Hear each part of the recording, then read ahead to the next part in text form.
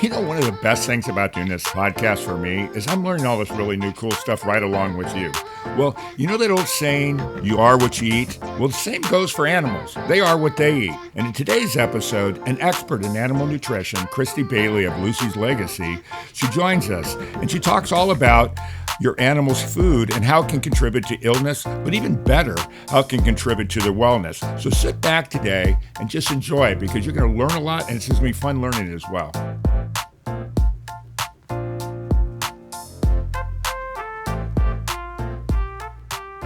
We are supported by PrepVet, providing stem cell therapy for pets. As a pet lover, did you know your pet can benefit from the incredible healing power of stem cell therapy? Prep Therapy offers a groundbreaking solution taken right from your pet's own blood. Say goodbye to joint pain, arthritis, kidney and liver conditions, and more. They'll experience faster recovery, increased vitality, and extended quality of life without the need for surgery or harmful drugs. Put the wag back in their tail and discover Prep Therapy today at PrepVet.com. Save 10% with promo code FurRealPodcast, covered by most pet insurance. For real, for real, for real, for real, for real, for real, for real, for real, for real, for real, for real, for real, for real. Got a bunch of furry friends and I love them all the same. I'm an animal lover, veterinarian is the name. Let's share some pet stories from heartwarming to strange, losses and gains, from wacky to insane. For real. You're now tuned in to For Real with your host, Mark Kyle.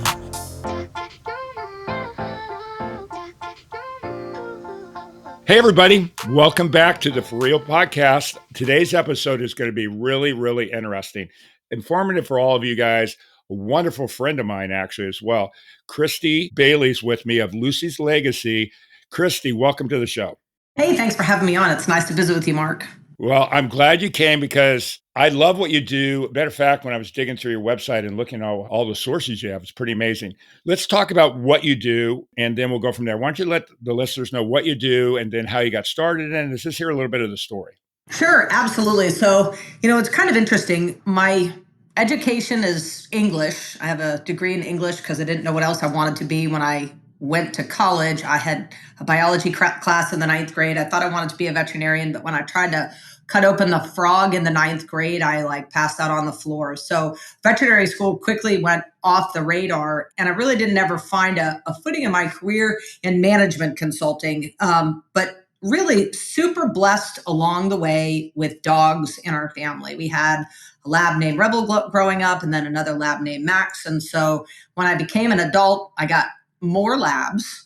And eventually, when I was in my early 20s, my cousin had a Great Dane that had a bunch of problems once a year. Every year, the dog was in a major crisis where she was unable to stand up, unable to function for 8 to 10 days. And then she kind of got better and nobody really knew what the story was. And eventually a veterinarian in a different state looked at the medical record and connected the problems that the dog was having to vaccinations. The dog was having an adverse reaction to annual vaccinations. Oh, wow. Long way around, though. At that time, my cousin was given a book called The Nature of Animal Healing. And I think, Mark, you and I have talked about that book. Yeah. It's written by a vet by the name of Martin Goldstein. I think by now, 25 years later, people know him online and on Facebook as Dr. Marty Pets.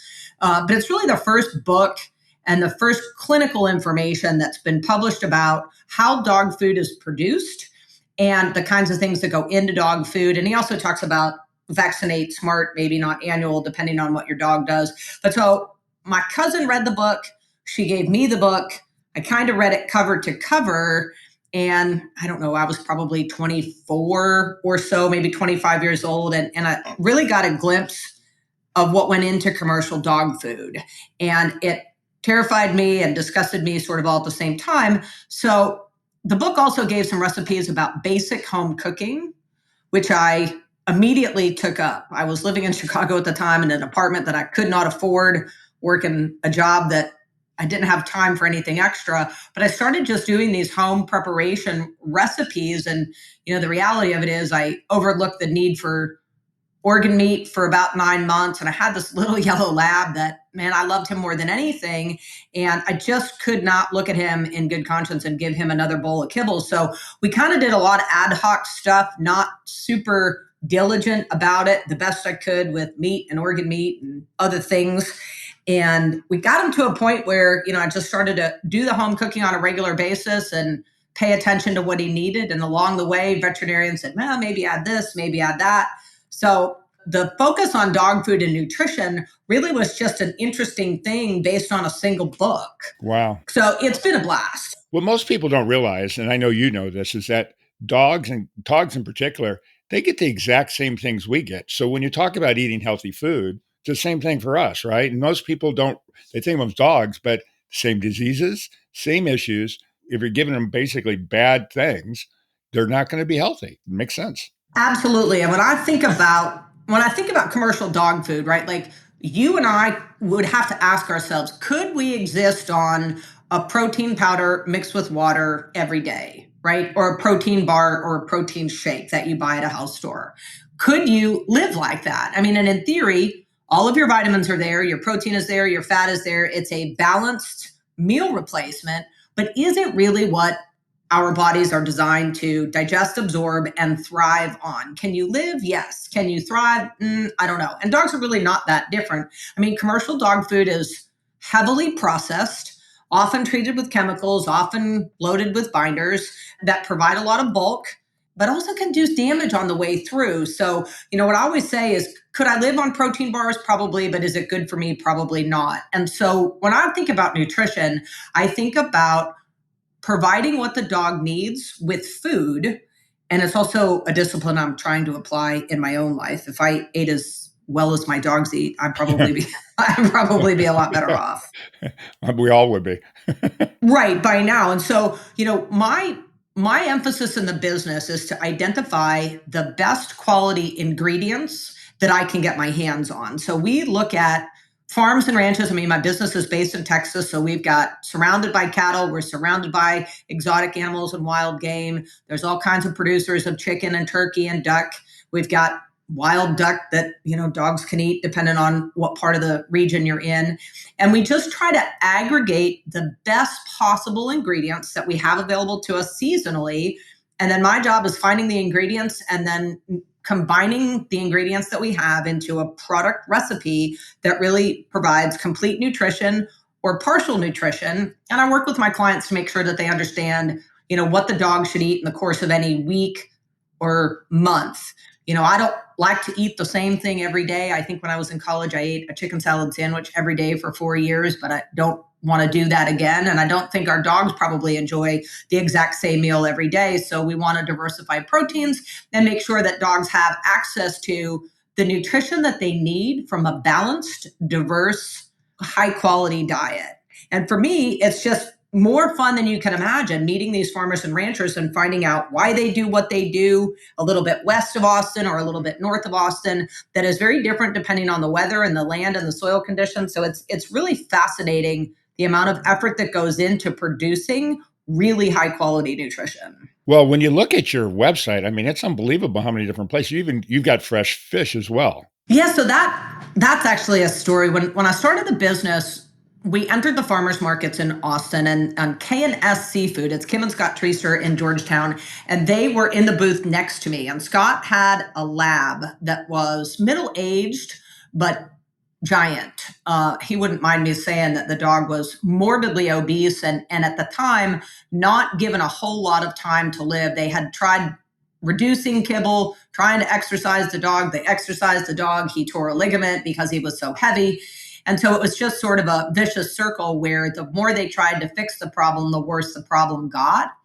And I always tell people, trying to drop weight on a dog feeding less kibble is the same as you and I trying to lose weight eating less bread and French fries and McDonald's. It really is a lot of effort that doesn't produce great results in a hurry. And I think everybody knows about Atkins, sort of nutrition 101 is Sure. Protein and fat become ketones, carbohydrates become glucose. Glucose takes longer to burn. It also happens to be an irritant. It causes inflammation and swelling.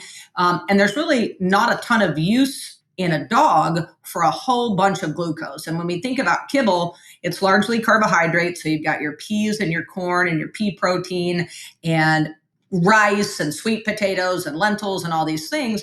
And really what dogs are meant to eat primarily is meat, organ meat, and bone, right? So they're not obligate carnivores, but they're primary carnivores, which means mostly meat. They do need some glucose for some functions in the endocrine system, but the reality of it is they're eating the wrong thing. And when you try to eat less of the wrong thing, it's a longer process to lose weight. So we built our relationship with Scott around him, visiting with me about, the struggle they were having with the dog. And I gave him, a few weeks worth of food, and the dog dropped weight. We feed at target weight, not at current weight. And the dog dropped more weight in 2 weeks than he had done in 6 months of other kinds of efforts that really ultimately made the situation worse. So we find for dogs that are catastrophically heavy, I had one Great Pyrenees that was 2 years old. When I met the dog, he weighed 220 pounds. Oh my God. Could barely walk. In Texas summer, he's a backyard pet, not really a working guardian dog as the breed calls for. But he, within 9 months' time, had dropped 80 pounds and was exercising again. I mean, I wish you could see the pictures. He went from looking basically like a polar bear to really looking like a young puppy again. He had gotten so heavy he couldn't get in and out of the house. He couldn't get up 2 little steps into the back door, couldn't get on and off the couch. And I think people relate to the idea of a dog that is too heavy. I mean, we see pets that are heavy all the time, and it really is efficient and easier than you would think to feed a dog at target weight and drop life-saving poundage in very short order with a simple change in the format of food. So, first of all, I'm always impressed when I talk to you of how knowledgeable it is. So you've read this book, just to kind of take a step back for a second. And so are you just constantly doing research on this stuff? I mean, how do you find out all this information? I mean, in my life, I've owned, I think, 13 dogs by now. And I got them in different stages of, puppyhood all the way through, doing a lot of work with a senior rescue here in Austin. I've had at least 80 foster and rescue dogs through my home. Wow. With different rescue groups, and also quite a few senior dogs. And I always say, all the while I was laboring away, miserable, drinking myself half to death, working in corporate America, I always had dogs. And every dog that I was given along the way taught me something. Really super important information about different dogs need different things. And you can always look at solving a problem with nutrition adjunct to or instead of pills and surgery. And so having been blessed with so many fabulous dogs to work with everything from, attention problems and behavioral problems to catastrophic end of life problems. I think, Mark, you met Penny, my Penny, who came home. She came home at 12 years old. She was considered a hospice rescue.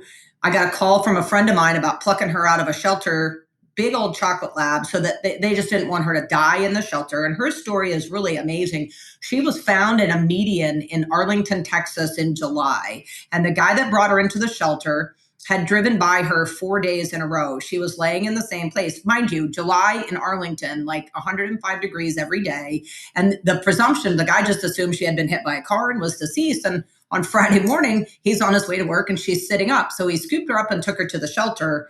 And she had missing fur on her back and missing fur on her tail. And there was an assumption that she had been hit by a car. They said she wouldn't eat. She was becoming increasingly grouchy. And they pronounced her hospice with not much time to live.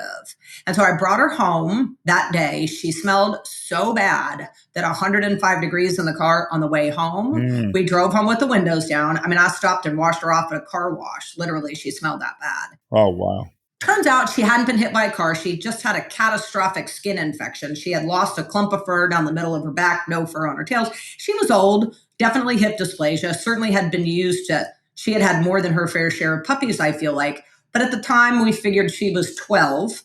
And the veterinarian that looked at her, my regular vet here in Austin when I brought her home, said, yeah, she might have a couple of weeks to a couple of months with her at best. So we used a little bit of medication to help the skin infection get, knocked back a bit. And then we changed her diet. And I lost her this year in April. She was with me 6.5 years. That's awesome. So, what I learned from Penny is, there's all kinds of holistic techniques around acupuncture, osteopathic care that can support proper joint development, even at that age when you feed a proper diet that's protein driven, that's highly digestible. She actually, at her age, was not only was she not non-mobile, but she had the ability to get up and get moving. She picked up quail for us and took up hunting for a few years and really was a fabulous, fabulous dog around the house. But each animal that I've been blessed to provide care for in my own home, and certainly each and every client that I've had that's trusted me with advice on nutrition for their dogs, has given me a ton of nuggets that you kind of just take the apple and put it in the cart and keep on walking down the road. And you find over the years that you have a lot of information that seems to me to be general public knowledge, but I guess maybe it's not. So yes, it's a constant search for information. And on a weekly basis, somebody brings me a dog that has a problem that I'm not quite sure about how to handle. And I've got lots of fabulous resources available to me that I consult with. I think some of the other folks will be on this program with you eventually. Just a great team of people that look at things differently, that help me be really good at what I do. Well, it's funny. I was thinking about, you were talking about when the eating the same thing all the time. You were talking about the chicken sandwiches. Right. I had mac and cheese almost every day, sometimes with milk and sometimes just with water. Yeah. I don't know how I survived. Yeah, I get that too. My hamsters they like mac and cheese and they also like chicken salad, turns out. Your hamster? My hamsters, yeah. So I got a rescue hamster. I don't know how it happened. Somebody on Facebook had found a hamster that had been caught by a cat or a bird or something at some point and was mean, but they didn't know what to do with it. So they brought the hamster and left it on my doorstep. So that little thing, she's still here.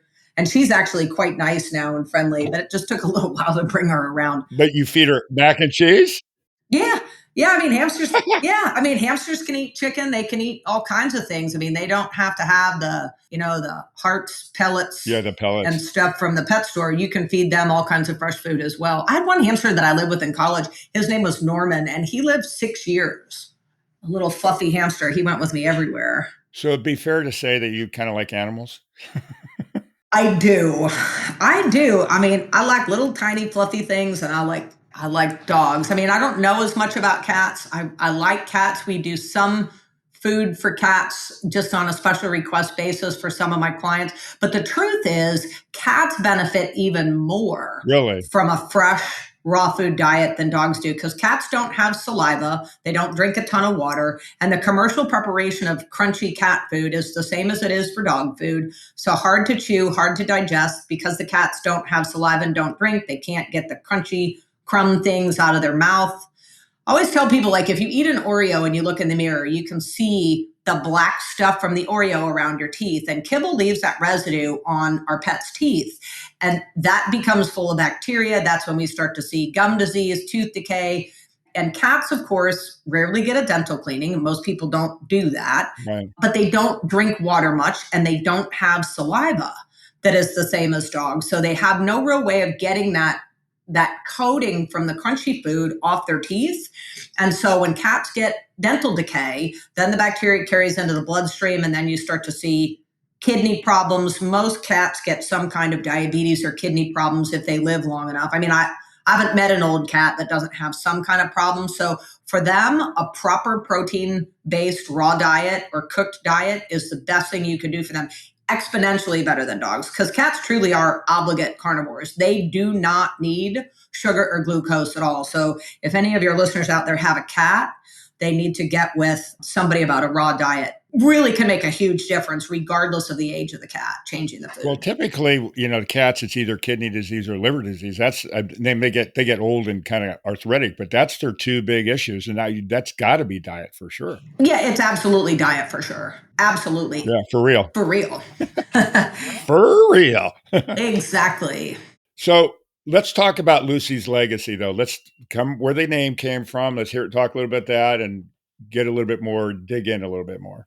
Well, so I mentioned a little bit about, my Lucie. She was a little shelter dog. Her story is a fabulous one. I found her at a shelter in Arkansas the day my brother was getting married.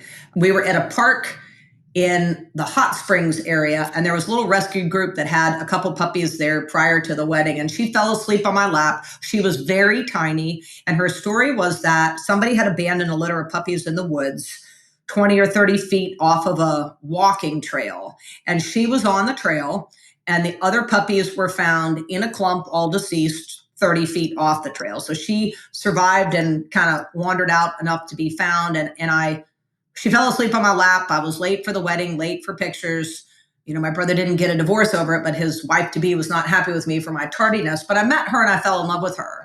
And so she was with me 15 and a half years. And she's the dog that was diagnosed with two kinds of cancer in the end of my consulting career that kind of led me, the neighbor saying over the fence, why don't you start a business with that dog food you've been making all these years? And I thought, well, maybe now is the time, because I really wanted to not be traveling, and I wanted to be home with her and provide care with her. And at the time, the cooked stews that we were doing, she really had turned her nose up at cooked food with some carbohydrates in them. And I thought maybe she had a urinary tract infection, didn't really know what was going on. But then with the cancer diagnosis, that's kind of what led me to looking at raw and ketogenic raw specifically as some alternatives for her. But when I started the company, she was 12 and a half with a terminal cancer. And when she was diagnosed with hemangiosarcoma, when they removed the liver adenoma, and Mark, this is about when you and I first met, I believe, because she was being treated by Dr. Love, and she was arthritic, right? And we knew that stem cell therapy would make her arthritis problem better. When she was young, she trained for a bunch of marathons with me in the streets in Chicago running around, and she was a heck of a dog, little 55-pound black lab. But we knew that she had this hemangiosarcoma brewing. And at the time they said, she's fairly healthy for her age. You might have 3 months, you might have 6, but it won't be more than that. And so that's when you and I met. We talked about fixing her orthopedic, which we knew would work, right? And it did. And we also talked about the benefits stem cell therapy might offer as a reboot for her immune system. So we elected not to do an additional surgery on a splenectomy for removal of the hemangiosarcoma. And I also decided I would not tell her that she was sick. We never said the big, C cancer word in front of her. And she was with me for 3.5 years. And when I left corporate America around all of this time, starting the business with her really was about 15 years of loving her and working on trying to help her be healthy. Certainly nutrition was a component of it, but at the end, those last 3 or 4 years, we learned about stem cell therapy, acupuncture, hyperbaric oxygen therapy for a variety of benefits for senior dogs. So many things she taught me that it crossed my mind that there was going to come a time where I would wake up and she wouldn't be with me. And everything she taught me in 15 years of loving her would allow me to run this business and be of service to other people. And it's very hard for me to talk about. But she was an amazing little dog. And so the name Lucie's Legacy for the business was an automatic choice. It never crossed my mind that the business would be named anything different. We have kind of fairy tale lettering in our logo. And it's just always been about what she taught me and carrying those lessons forward and being of service to other people and their pets. Because there's so many things that, when our veterinarian said 3 to 6 months, I thought, well, that's just not good enough. There have to be other things that we can offer her here to support wellness and support healing rather than just waiting for her to be overcome by, a systemic disease. So that's kind of how I approach the business. And that's how I approach care for all of my own dogs, of course. And then same thing for everybody that brings a dog to me. Well, first of all, I think it's a great attitude to say what she taught you brought you where you are. And, it's funny, even when I started doing this podcast thing, I was telling somebody this the other day, I'm getting an opportunity to talk to all these really interesting people, but you go down a path, you never know where that path's going to take you. So you get this dog, and now look what that path has taken you to. I think it's really great. Yeah, if it had not been for her and all of the things that went wrong for her, I would know probably less than 1/100th of what I know today. Yeah. And as well as I do, Mark, a dog in the right hands, is life-changing and always for the good. Dogs bring so much joy to us. And for me, looking back all of those years laboring in corporate America, I had no real appreciation for what I was learning and how it would become useful. I had a dog that was catastrophically stricken with allergies. And he taught me about, you can do allergy testing, you can do elimination diets, and you can also just clean up the food, eliminate kibble, eliminate chemicals, eliminate, carbohydrates and toxins in the food, and just clean up the diet and do leaps and bounds better for the dog. I also had a dog, my very first yellow lab that actually preceded Lucie. That was a dog named Jerry. He's my first dog as an adult. And he had a weird bleeding incident in the middle of the night. I was still living in Chicago, still in a crappy little apartment. And I woke up one day after a perfectly normal prior day, and my apartment looked like many people had been stabbed in it. Mm. We figure he may have lost probably 60% of his blood volume, but both dogs inspected, there's no wounds. There's no overt sign of where anybody had been injured, and certainly nobody had been in the house. So where did all this blood come from? Bleeding ulcer. Well, very good guess. So after 9 months, he cleaned up, nothing wrong in the blood work, nothing wrong with clotting factors, nothing wrong with platelets, nothing wrong autoimmune wise. He was tested out the wazoo for every complicated autoimmune thing that you could find, because there was a belief across many specialists that we saw, from Illinois to Maryland to Florida. None of the experts could figure out why he'd have these intermittent bleeding spells where it appeared that he was seeping blood through his skin. Well, I'm at home for Christmas in Pennsylvania with my mom, and he has another one of these incidents. So we took him to literally Country Roads Veterinarian, and it's 30 miles further out in the woods than my little hometown with 2,000 people. And the veterinarian there took a good look in his mouth. And what we discovered was that he probably had a tumor or an ulcer rupture severely. He bled substantially out his mouth. And the thing that appeared to be blood seeping through his skin in different places on his body was probably an aggravation of that spot in his mouth with a bone or food or something that opened it up a little bit. And then he would get ready for bed at night and clean up his back legs and his feet, licking a little bit, and get some blood on himself that way. Wow. And we saw specialists all over the country, tens of thousands of dollars in diagnostics and travel, looking for a very complicated answer to what was actually a quite simple problem.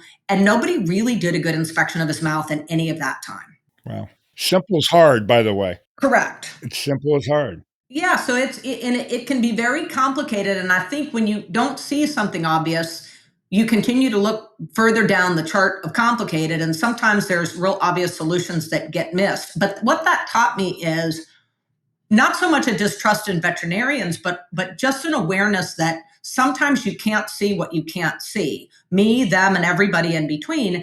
And what best course of action could I take to keep a dog completely healthy and really not in need of veterinary care? And my farm partners and I, we talk about this notion that there is really no such thing as cheap food. If you're eating at McDonald's and you're buying things from the center aisles of the grocery store that are packaged for convenience and shelf life, you're really buying a bunch of chemicals, and you're buying a bunch of toxicity that really ultimately takes away from wellness when you eat. And I believe kibble really takes away from wellness when you feed your dog every single day. The digestion cycles are ridiculous. They suck away from, the dog's body being properly fueled and nourished throughout the course of any 24-hour period. And what if we fed the dog in the interest of supporting efficiency and productivity in every cell of the body? What if we looked at regenerative recipes? What if we said, what's the quickest and most efficient way to deliver and digest and absorb and convert food to energy? And that's really a ketogenic raw diet. So for me, again, I was interested in, when I first got the book, I was interested in just feed my dogs the very best that I could as kind of a hobby. And then when you have an incident like what happened, with Jerry, you say to yourself, okay, well, maybe I'm going to try to be a little bit more specific about this, get back and looking at the recipes, decide we need to make an effort to track down organ meat, which we did at a local butcher, who then gave us more dog bones than we could ever use for free walking out the door. And I think people get overwhelmed with the idea of home cooking or trying to put together a raw diet because there's so much information available in the public domain. A lot of it is conflicting, some of it is inaccurate, and people just start down a path, end up down a rabbit hole and give up. So what I try to do is just bridge that gap it doesn't really matter what you do. Any fresh food you put in the bowl can actually make a huge difference for overall health and wellness for your dog. So if you have a dog that doesn't have any kind of issues other than just being a dog, do you give them, like when you buy the raw food, like you said, you were mixing it up. So do you have like recipes like today's duck, tomorrow's, turkey or whatever it is? How does that work? Yeah, so through the business, we have a diverse offerings of proteins in our ground meals. Everything from beef, pork, wild game, which is just our exotic animal meat that's available here in Texas. We do lamb, we have a goat product. From a poultry standpoint, we have chicken, duck, turkey, a variety of proteins that offer different vital nutrients to the dog. And we don't eat, I got two exceedingly picky short hairs that not only do they run me in circles one meal to the next, but they also like to be hand fed in small bites. And then I got a lab here that will eat literally anything that's not nailed down. Well, that's called a lab. Yeah. Labs are like that. Yeah. And he's one of those dogs that's fat because he knows how to open all of the doors in the house and get in the pantry and all the things. So anything I forget anywhere, he eats it in less than 7 seconds. I don't know. He can't move very fast otherwise, except for if something's dropped on the ground. He's a very sweet boy. But the reality of it is, yes, we absolutely, we diversify and rotate proteins. And if you just have a regular healthy dog, and we deal with lots of plain old regular healthy dogs. We've got breeders that we deal with and everything from American hairless terriers to Malinois, Dutch Shepherds, the short hairs, and a variety of our bird hunting dogs. So you can just feed a dog a raw diet from really a lot of our clients' puppies start 4 weeks, 5 weeks. The puppies will start to dig into the food that's provided for the mom with no incident. It has to be balanced and properly formulated for puppies throughout the course of their weaning time with extra minerals and different things. And that's my job to make sure that the puppies get everything they need. And then we just proceed from there. But the reality of it is you can expect a dog to perform better. And by perform better, we also deal with some police and military dogs. I mean, working more consistently, testing better, and performing better for keeping our police and military people safe. You want a dog that's as properly fueled as you can be. If you're the one on the end of the leash and they're sniffing out whether this bomb is a actual bomb or not a bomb, you really don't want that dog to be lethargic from, having just eaten 6 cups of kibble for breakfast and is busy digesting like we are after Thanksgiving. Yeah. After you finish a marathon, you're probably a little better equipped to be alert and focused than you are after Thanksgiving dinner. And those situations seem sort of extreme, but it really is a decent characterization of the difference in performance that can be expected. We deal with dogs that do AKC Fast Cat, which is a 100-yard dash, 3 or 4 miles an hour difference switching from kibble to a raw diet, same dog. Really? Better muscle structure, denser muscle structure. And when we look at what we're trying to provide for puppies, we're really trying to build a better mousetrap, right? So thicker, denser bones, thicker, denser soft tissue and muscle structure. We want dogs that don't get hurt, don't get injured, and perform at the top of their capacity. So it makes a difference what they eat. So I know you pretty much just cover Texas and Arkansas. So if you're like, as an example, let's say you live in Montana, Yep. hypothetically, and you got dogs there, you don't really know anything. If you go to the grocery store, I mean, even if you get like raw chicken or something, is that good or bad or what is that? I mean, what would you tell people? So that's a great question. So we have clients all over the country, and the answer is yes. There are great ways to start to work at assembling your own raw diet from your local producers. I always tell people, if you can afford it, start at the farmer's market. If not, your grocery store. I mean, I think there's a Walmart in every corner of our planet nowadays. You can get fresh meat that's inspected for human consumption. The Walmart meat is not perfect compared to what we see from our farm producers that make things available to us here regionally. But the price point can also be very different. Mm-hmm. I always suggest that people start at the markets. Wild game processors are a great place to look for top quality ingredients. Folks that process meat throw a lot of trimmings and bones away. And a lot of times people find that they can feed their dogs for free and do their local processor a favor, saving a disposal expense. And that's really how this business got started, is we're buying heads and wings and feet and tails of different items. But we deal with clients across the country where I can say, well, tell me what zip code you're in, and I can look for a regional farmers market. I can look for a regional dog food company that's doing something similar to what I'm trying to do here in terms of completely clean sourcing and completely chemical free.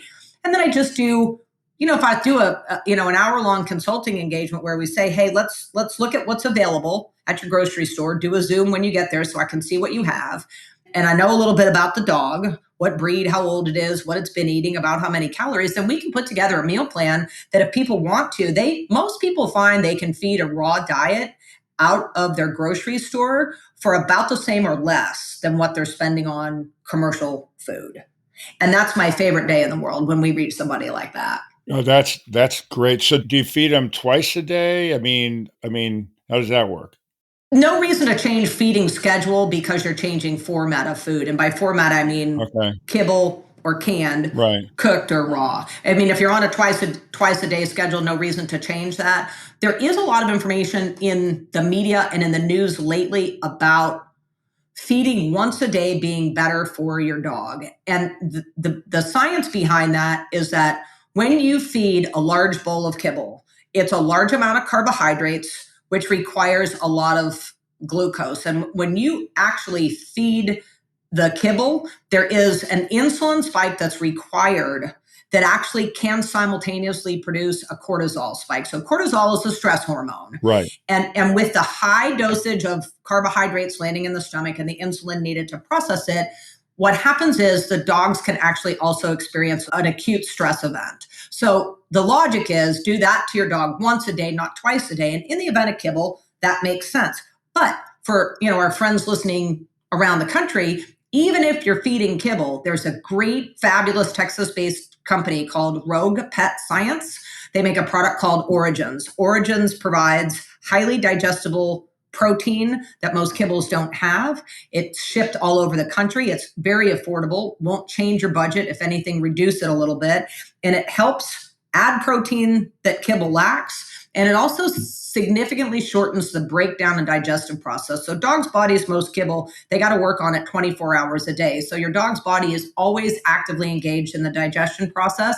The Origins added to a bowl of kibble, very simple step. Scoop a tablespoon of a powder onto your bowl of kibble, add some water, let it sit in your kitchen 15 minutes, and then serve it. You will do an astronomical value. Add tons of value for your dog in terms of the high quality protein, and then also shortening those digestive cycles. You also have, what I saw, and we've never talked about this, but I saw on your website is you have actually classes for people?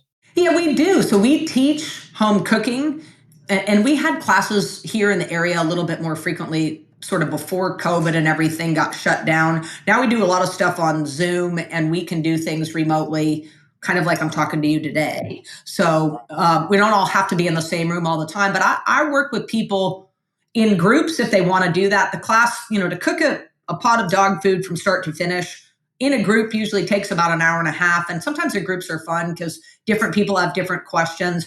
But what's interesting to me about the cooking classes is that most families throw enough food away in the course of a week that with a little bit of information, they can save leftovers and throw away things from restaurants, from home, lunch meat. What do I save from the hamburger meal that the kid didn't eat when we were out for dinner last night? And if you learn to thoughtfully save food and combine ingredients once a week in a crock pot, most people find that they can feed the family dog for free.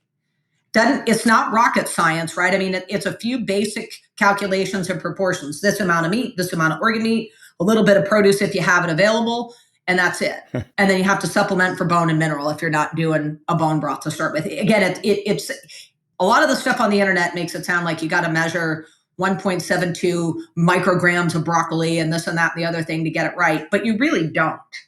You have to be precise about some things. You have to make sure minerals are not left out. You have to make sure you have enough fat in the diet to properly digest the protein that you have in the diet. there's a few key things, but once people get a little bit of information, a funny story, a client of mine, he and his wife took a class and they went to this very, very fancy wedding at a hotel in downtown Austin. And they were looking around as they were clearing plates, realizing that a whole lot of filet and salmon or something were about to go in the trash. And the young man pulled the maitre d', I guess, aside and said, "Man, what are you going to do with all this stuff?" And the guy looked at him like, "What do you think we're going to do with it?" But he took out of that wedding reception about 80 pounds of meat, fish, rice, and vegetables that made fabulous food for several German short-haired pointers for several weeks. He added a little bit of organ meat. And my clients know that once they take a class like that with me, when they get into a situation like that, they can just say, "Well, here's a picture of some stuff we brought home. Now what?" Yeah. Right? And I can say, "Well, you want to add some fat, you need to add some organ meat, and that's it. Maybe some eggs, you're good to go." And that's really fun for me, the education part of people grabbing on to this idea that scoop and dump is not the only way to feed your dog. I mean, people don't learn about dog food too many places. We see TV commercials. Of course, there's a prescription stuff you see at your vet's office. And then, I had a dog at Westminster this year. So, all the Westminster, Purina sponsors it. So corporate sponsorships is, sort of the third place. But there really are lots of other options out there than which bag of kibble. Be creative. Right, exactly. Yogurt, cottage cheese, frozen berries, local honey. If you have a dog with seasonal allergies, the best thing you can do is find a local producer of honey with all the allergens in your area. My guys love frozen yogurt. We do ice cubes that have like a yogurt bone broth, fresh fruit mix, great for the summertime. If you just look around at what you're about to throw away, typically there's something you can figure out about how to make it work for your dog. Well, I always bring this up. Well, I bring my dog up all the time on the podcast. Her name's Mabel. But so I was talking. I'm one of those horrible pet parents that gives food off my plate all the time. So now it's become kind of a game. Literally, she'll sit next to me and just sit there, but she won't look at me directly because she knows she's basically not supposed to get it. If I look at her, her head will turn away. Yep. But now I just bring stuff to see if she'll eat it, and she's only eating it because I'm eating it. I've mentioned on the show before, gherkin pickles, anything that I can think of, right, that's healthy. I know the bad foods you can't have. That dog will eat anything. But speaking of yogurt, I always, like, as a snack, I have yogurt and berries all the time. I make my own big bowl. As soon as I always leave a little bit in there, and she's just gobbling that stuff up like it is gold. Well, and of course, right? And it's funny. I mean, one of the things that's been interesting for me is these two short hairs. I have a bench table in my kitchen, and they'll get up on the bench like human beings, and they like to look out at the bird feeder, but they also eat there, right? So I put a little thing for them there.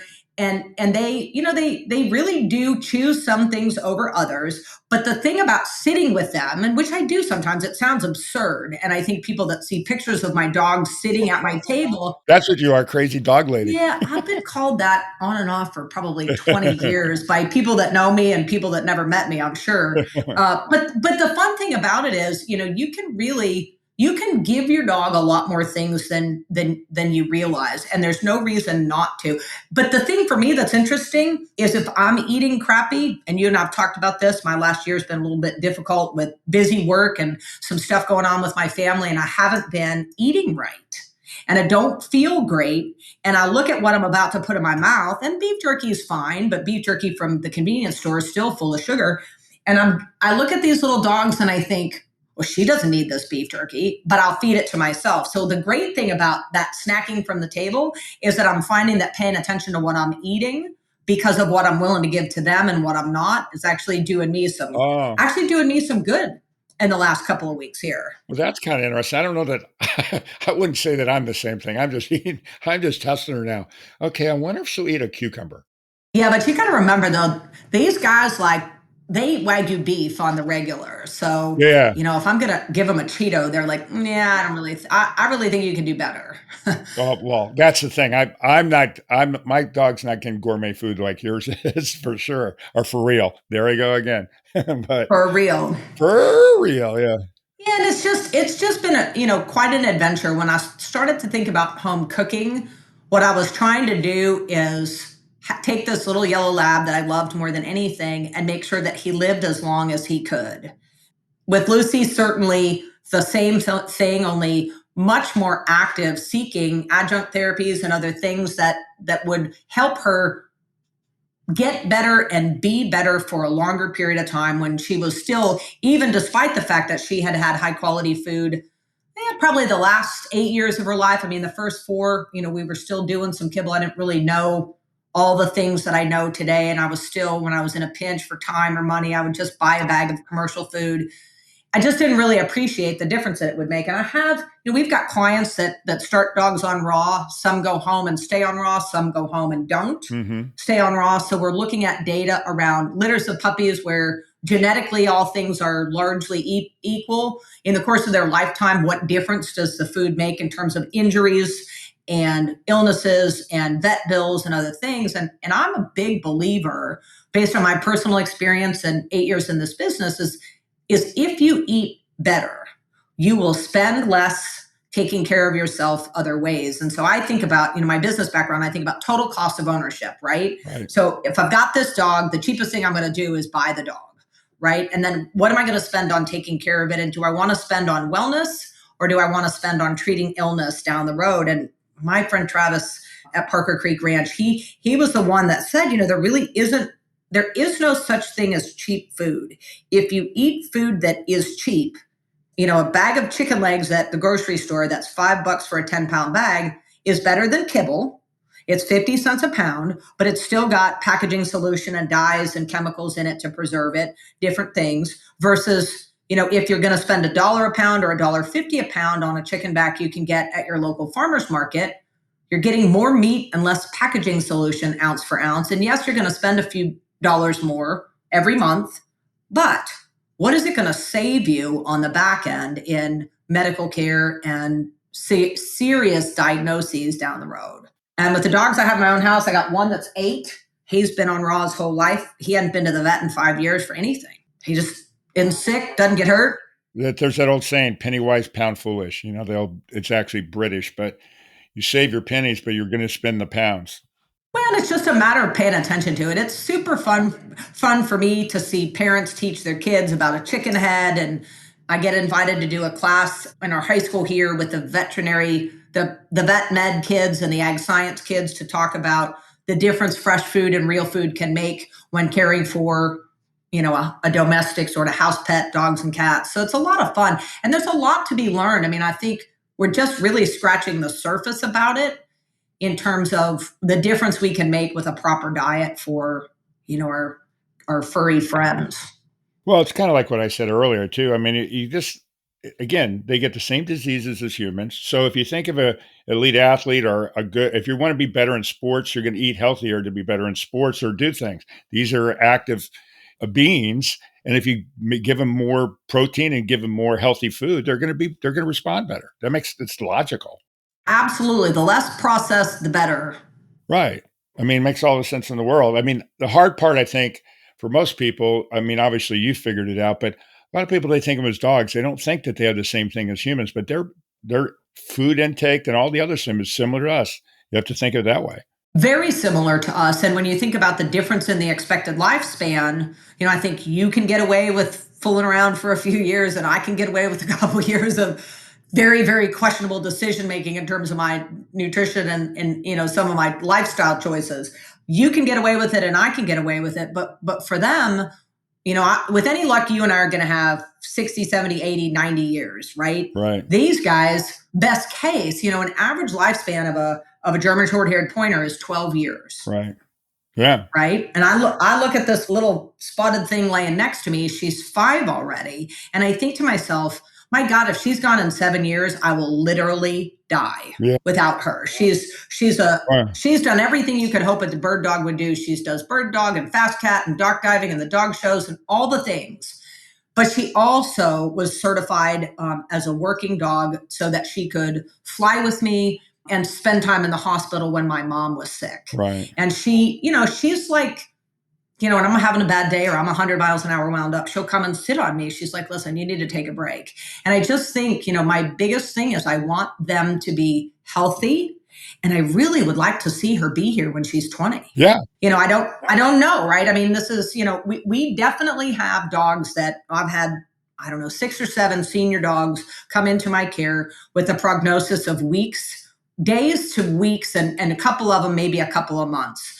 The dog that was given, I carried a Newfoundland out of the shelter and they said he will not make it through the weekend. And he was here with me 10 months. We did not go to the veterinarian for anything traditional. We did acupuncture for him and we changed his diet. He was with me almost 11 months. Penny was supposed to be 2 or 3 weeks. She was here 6.5 years. I had my sweet girl, Polly. Again, she was 15 when I brought her home. They said a couple months, she was here 2.5 years. So if we start feeding right from the beginning, there's no telling what difference we might make. I mean, everybody's got a genetic profile that's a little bit different. And that's the other thing. We really have to look at each dog as its own little creature that needs its own set of things, very different from each other. The 3 in my house could not be more different from each other. So getting the right nutrition plan, the right sourcing, the right protein, and you have to pay attention to your dog. I've got one that will mostly eat Wagyu. He likes Wagyu fat the best. And he'll also eat chicken, but he doesn't want duck or salmon or anything else. He literally will go hungry. So I don't know why that is, but we have to pay attention. When a dog doesn't eat something, they're probably trying to tell us something. Right. I get it. Yeah, like some days you feel like a hamburger and some days you want a spinach salad and some days you want a bowl of chicken soup. Well, it's funny. I was just going to say that. So, I've played sports all my life, and I'm not as good as I should be eating vegetables, but all of a sudden, my body will be telling me, you need to get a salad. You need a spinach salad in particular, which obviously means I'm short on iron or something, but my body tells me that. Dogs can't tell you that, so you have to pay attention. Well, and I have one that gets in my face when she wants something. I mean, she will climb up on the counter. She puts her nose in the stuff on the stove, but she'll just eat like a whole bowl of blueberries. I have a picture of her when she was a puppy sitting at a restaurant with me, and I had gotten like a fruit thing. And there she is. Her picture is hilarious. She looks like Abraham Lincoln, but she ate every blueberry out of my fruit plate. That's hilarious. And sometimes she'll just eat a half a cup of kale stems. She doesn't want the leaves, but kale stems. And the other thing these dingbats have started to do this year is I bought 2 little fig trees, desperately trying to grow my own figs. Well, these guys go out and they pull the leaves off the fig trees. I've planted 7 fig trees this year, and I go out there 2 days later and it's mowed to a tiny little bitty stick. So they eat the fig leaves. So I decided, well, what's that all about, right? Well, it turns out fig leaves have fabulous nutrition for skin and coat, good for neurological function. And so when they go do stuff like that, then I try to figure out what they're trying to tell me. Oh, wow. And it's a different way of looking at sort of your dynamic and your relationship with your dog, which is they're always trying to tell me something. I've got that one she's sleeping right now, but she mostly never shuts up. Yeah. And she always, from the time she was 5 weeks old, has something to say. But I think when they shy away from food or when they gravitate towards something, there's a reason, and it's worth paying attention to. Right. And we had a good case between the 2 of us. I think you remember that poodle pointer, that dog Arrow. Yeah. He had valley fever, and he had valley fever get better on a homeopathic concoction of some things we figured out for him. And then he got worse again. And I brought him to you because he had that really severe bone lesion. And we did the stem cell therapy, which fixed him. But in the middle of all of that, the dog had been on an antifungal, which is the traditional course of action that takes care of valley fever for most dogs. For him, it actually did not work. But once we got through the homeopathic remedy and the use of the stem cell therapy, this is a dog that had for a year and a half, he had willingly eaten a pill in his bowl of food every day his entire life without exception for a year and a half. About 10 days after the stem cell therapy, he ate around the antifungal. And I thought, well, gave the same pill back to him the next day. He ate around it again. Well, turns out he didn't need it anymore, and he knew that. Yeah. Right? The dog is happy and healthy now, running around in West Texas in the woods hunting with his dad, and totally fine, life saved. And he was another case where the veterinarians suggested euthanasia for him. And between the 2 of us, we were able to I remember. Literally save his life with a few herbal things and your work, which is, really saved his life. I mean, it gave him the ability to walk back. So they just tell us a lot of things if we pay attention, I guess is what I'm trying to say. Okay, so for everybody listening out there, can you tell them how to get a hold of you, find your website, if they got questions, whatever? Let's put that out there for everybody. Oh, yeah, for sure. So the website is www.lucies-legacy.com, and Lucie is Lucie. So it's Lucies with an S -legacy.com. You can reach me at 512-969-1974. That's my business line. And, we take incoming calls and schedule consultations usually within 24 to 48 hours. And if anybody has questions about anything we've talked about today, I'm more than happy to share additional information. And if there's a way that I can help, regardless of where you live, I'm happy to do that. Well, and I can tell everybody that's listening out there too, this is a woman that she lives and breathes dogs. She'll do anything for you. If you need something, she's going to help you regardless of what it is. So if you got questions, do that. Now, one of my favorite part of this thing is telling the jokes. Now, I forgot to ask you to tell a joke today, Christy, so I'm going to give one. So, so what is the cat's favorite movie? The Sound of Music. Oh Lord, I was almost there. Okay. So for all you guys listening out there, I know I say it all the time, but if you've got jokes that you want to have on air, we'll record you. So either you, your child, if one of your kids is to it, or your significant other, whoever it is, if you want to be on the show, we'll do that. And also, if you think like you've got a veterinarian you think it would be great for the show or great stories for the show, similar to like what Christie's been doing, please send those in to us. And you can email me personally. It's mkyle, Kyle, at furreal, FURREAL podcast.com. mkyle, furrealpodcast.com. So Christy, thanks so much for being on. I really, really appreciate it. You've got such a plethora and wealth of knowledge for everybody. I know everybody out there with all our furry friends will be really appreciative of what you've said. You're always been great to me, and I really, really want to thank you for being on the show. It has been a pleasure, and super grateful for every single client of mine that's trusted me to provide food for their dogs and allowed me to learn along with them. Every single thing allows me to be better at what I'm doing. It's just such a blessing, and we, Mark, same works both ways. We're super grateful for the work that you do and all that's meant to my family and my clients as well. It's a pleasure being here. Thank you for having us. Well, thank you so much. And everybody that's listening, as always, follow us on all the different things. But, thank you, really, really, thank you so much for listening. For real. Have a great day, everybody. For real. Thank you, Mark.